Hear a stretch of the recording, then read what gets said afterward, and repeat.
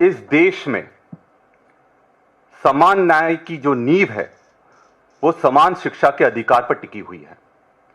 अगर हम लोग समान शिक्षा हर बच्चे को नहीं दे सकते तो इस देश में हम सामाजिक क्रांति नहीं ला सकते हैं। सोशल जस्टिस का सबसे बड़ी नींव इक्वल एजुकेशन, क्वालिटी एजुकेशन है and free education for all है। और आज के समय में जो परिस्थितियां इस देश में चल रही है, चाहे हमारा आदिवासी समाज हो, चाहे दलित समाज हो, चाहे पिछड़ा हो, चाहे अति पिछड़ा हो, चाहे अल्पसंख्यक हो, इनके अधिकारों को कुचलने का सबसे बड़ा तरीका जो हथियार ये सरकार उपयोग कर रही है, उनको शिक्षा से या फिर क्वालिटी एजुकेशन से वंचित करना। जब राहुल गांधी जी दरभंगा गए, वहां के एक अंबेडकर हॉस्टल में गए, उन्होंने यही देखा कि वहां पर जो बच्चे हैं उनको ना साफ पीने का पानी मिल रहा है, ना उनके पढ़ने के लिए किसी तरह का पुस्तकालय है, ना उनको आज के नेक्स्ट जनरेशन में इंटरनेट जैसे एक बेसिक सुविधा उनके पास नहीं है, रहने की कोई व्यवस्था अच्छी साफ सुथरी नहीं है, यहां तक कि जो वहां के शौचालय थे वो भी साफ नहीं थे। और यही जो सबसे बड़ी चुनौती आज समाज के साथ है, जो पत्र राहुल गांधी जी ने प्रधानमंत्री जी को लिखा है, उसमें दो मुद्दों पर उन्होंने विशेषकर केंद्रित रखा है उसको। सबसे पहले जो पोस्ट मैट्रिक जो स्कॉलरशिप होती है उसको खत्म करा जा रहा है और यह एक बहुत बड़ा षड्यंत्र है। साथ में जितने भी हमारे हॉस्टल्स हैं पूरे देश में, उनकी स्थिति बद से बदतर करी जा रही है। देखिए, चाहे वो आदिवासी हो, चाहे दलित हो, चाहे गरीब हो, चाहे पिछड़ा हो, हमारे लिए पढ़ने का सबसे महत्वपूर्ण जरिया होता है हॉस्टल्स। हमारे बच्चों के पास बड़ी बड़ी जगह या फिर खुद पीजी लेकर शहरों में रहने की जगह नहीं है, गांवों में उनके पास रहने की जगह तो अच्छे से नहीं मिल पाती है। तो हॉस्टल ही एक ऐसी जगह रहती है जहां वो अपना भविष्य कैसे बना सकते हैं, वहां पढ़ कैसे सकते हैं, लिख कैसे सकते हैं, मेहनत कर कर अपना भविष्य बनाने का काम करते हैं, और उसी को पूरी तरह से खत्म करा जा रहा है। मैं आपको बताना चाहूंगा कि सबसे पहले छात्रावासों की यह स्थिति क्यों हो रही है, और यह महत्वपूर्ण चीजें इसलिए मैं बोल रहा हूं क्योंकि मैंने खुद ने व्यक्तिगत रूप से इसको देखा है। और हम जब भी किसी छात्रावास में जाते हैं तो ये हर छात्रावास की मूलभूत समस्याएं जो सबके सामने आती हैं। सबसे बड़ी वहां समस्या जो आती है, वार्डन की बहुत बड़ी समस्या है। वार्डन की समस्या, अधीक्षक, सब किराए के अधीक्षक रखे जाते हैं। ये कौन अधीक्षक होते हैं? ये अधीक्षक वो होते हैं जो लोग टीचर होते हैं और भाजपा के जब जो दुपट्टा डालने वाले लोग, उस विचारधारा के लोगों को ही हॉस्टलों का अधीक्षक बनाया जाता है। और वहां से चालू होता है गंदा खेल कि आप बीजेपी की विचारधारा को आगे बढ़ाओगे या फिर बीजेपी के लिए लड़ाई लड़ोगे तो आपको हम अधिकार देंगे, चाहे वो पुस्तक का अधिकार हो, चाहे शौचालय का अधिकार हो, चाहे पीने का पानी का जो साफ पानी का अधिकार हो, तभी मिल पाता है। आज हम सरकार से यह सवाल करते हैं कि आज तक परमानेंट वार्डन या फिर अधीक्षक क्यों नहीं नियुक्त कर पाए? क्योंकि यह सुविधा आपको अच्छी लगती है और आपकी विचारधारा को आगे बढ़ाने में आपको सहूलियत मिलती है, इसलिए। दूसरी बहुत बड़ी जो समस्या हॉस्टल्स में हमने देखने मिली, वहां उनकी सुरक्षा के लिए कोई व्यवस्था नहीं है।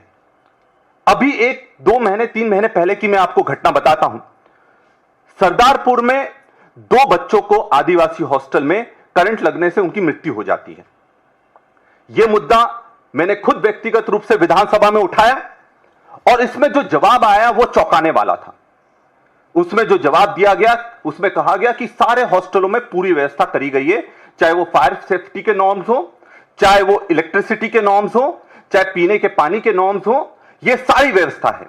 और जब हमने लड़ाई लड़ी तब इसमें एक कमेटी बनाई गई और भोपाल से वो कमेटी भेजी गई जांच के लिए। आप विश्वास नहीं करेंगे, जब वो कमेटी जांच के लिए आई, उनके पास चेकलिस्ट तक नहीं मौजूद थी।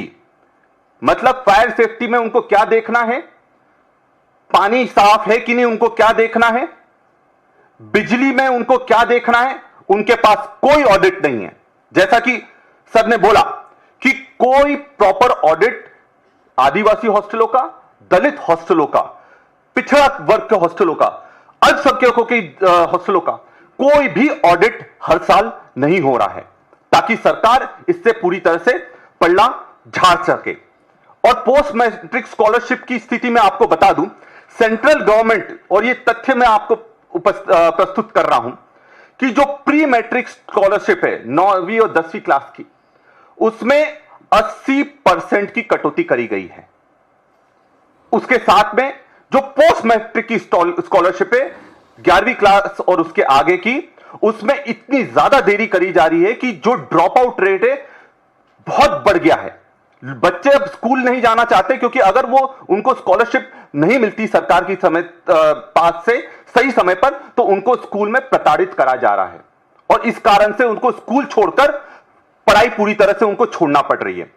और तीसरी और सबसे बड़ा जो आघात इन लोगों ने हमारी व्यवस्था पर करा है, जो नेशनल फेलोशिप स्कॉलरशिप होती है, यानी अगर कोई आदिवासी बच्चा या गरीब बच्चा पढ़ाई करना चाहता है, पीएचडी करना चाहता है, एमफिल करना चाहता है, तो उसमें पूरी तरह से 2023 में इस चीज को बंद कर दिया गया है। तो क्या अब बात साफ ये होती है, क्या जो ये इंस्टीट्यूशनल डिस्क्रिमिनेशन करा जा रहा है, क्या ये अछूत अनटचेबिलिटी का नया तरीका नहीं है कि हमारे जो आदिवासी हैं, गरीब हैं, पिछड़ा हैं, दलित हैं, उनको पूरी तरह से मानसिक रूप से पूरी तरह से प्रताड़ित कर कर उनको छोड़ने पर मजबूर कर दिया जाए, उनको हॉस्टलों से दूर कर दिया जाए, स्कॉलरशिप उनको किसी तरह से नहीं दिया जाए। साथियों, भाजपा के पास बड़े बड़े उद्योगपतियों को पैसा देने के लिए करोड़ों रुपया है, पर आदिवासी छात्रों को जो उनके अधिकार का, चाहे दलित छात्रों को एसटी एससी सब प्लान का हॉस्टलों में पैसा क्यों नहीं दिया जा रहा है? यह पूरा का पूरा एसटी एससी सब प्लान का पैसा मेट्रो तैयार करने में उपयोग करा जा रहा है, बड़े बड़े हाईवे तैयार करने में उपयोग करा जा रहा है, गवर्नमेंट प्रोजेक्ट में उपयोग करा जा रहा है। पर जिन लोगों के लिए यह पैसा जो अधिकृत था, जिसको राहुल जी बार बार कहते हैं कि जो एसटी एससी सब प्लान के लिए एक कॉन्स्टिट्यूशनल व्यवस्था आना चाहिए, एक नियम आना चाहिए, जिसमें आदिवासियों का, दलितों का पैसा सिर्फ आदिवासी और दलित उपयोग कर सके और कोई चीज के लिए इसका उपयोग ना हो। और आज हकीकत यह कि हमारे लोगों को हमारे हॉस्टल में उनको खुद के लिए स्वास्थ्य के लिए व्यवस्था नहीं मिल पा रही है, शिक्षा के लिए व्यवस्था नहीं मिल पा रही है, सुरक्षा के लिए व्यवस्था नहीं मिल पा रही है। अंत में मैं बस यही बात कहना चाहूंगा, ये भाजपा की सरकार ना हमारे आदिवासी, दलित और पिछड़ों को पढ़ाना चाहती है, ना उनको आगे बढ़ाना चाहती है। धन्यवाद।